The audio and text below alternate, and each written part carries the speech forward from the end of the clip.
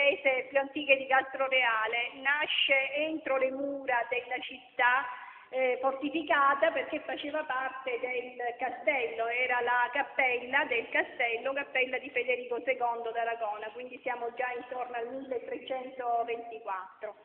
La struttura che voi vedete è quella quattrocentesca, perché appunto nel 1400 è stata ristrutturata assumendo queste caratteristiche, anche se il pavimento originario, come dicevo prima, non è quello, perché il pavimento era in maiolica ed è rimasto tale fino al 1908. Poi a causa del terremoto questa chiesa è andata quasi del tutto distrutta e di conseguenza questo pavimento è stato tolto. Solo 4 anni fa, alla fine del 2003, quando abbiamo restaurato la chiesa, abbiamo portato un pavimento, sono queste delle formelle in marmo del 1600 che appartenevano a 2 chiese che oggi non esistono più e sono state sistemate in questa chiesa. Come vedete i spazi sono diversi e come dicevo prima, non so quale signora, non tutte le lapidi che voi vedete in questa chiesa appartengono a questa chiesa, ma sono state portate appunto da queste chiese che oggi non ci sono più e poi scendendo vedremo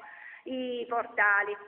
Per quanto riguarda invece le opere, anche qui abbiamo dei problemi, perché l'unica opera originaria di questa chiesa è l'altare. È un altare in legno laminato in oro zecchino del periodo barocco ed è quello originale, mentre il resto delle opere vengono da chiese che oggi non esistono più.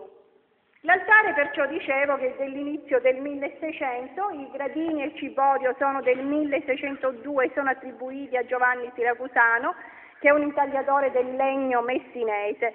Il resto dell'altare è stato completato durante il corso del 1600.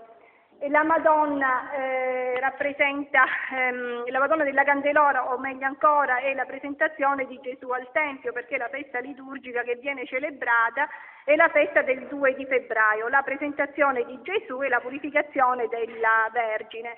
È una statua in legno molto pesante, era la statua che in origine si portava in processione, però appunto, ripeto, siccome era molto pesante è stata sostituita da un'altra, anche questa in legno però è più leggera ed è molto bella.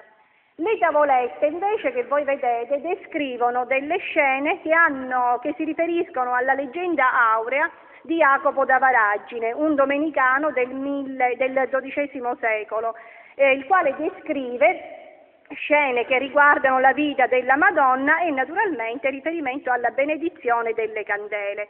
Alla mia sinistra in alto l'incontro tra la Madonna e San Gioacchino, al centro abbiamo la nascita di Maria ed è una nascita tipicamente meridionale con la presenza di 2 bambine, una nelle braccia della mamma e l'altra invece nelle braccia del padre, perché è tradizione meridionale quella di far vedere, di mostrare il primogenito ai parenti, ai vicini, e questo generalmente lo fa il padre. Queste tavolette che voi vedete non sono le originali, sono state rifatte appunto nel 2003 quando abbiamo restaurato la chiesa e sono state rifatte dalla ditta Galvagna di Catania, mentre invece le originali voi le vedrete più tardi e fanno parte di un polittico del 1300 che nel 600 fu smembrato appunto per collocare le varie scenette su questo altare. Voi le vedrete più tardi nel museo parrocchiale, museo degli Argenti.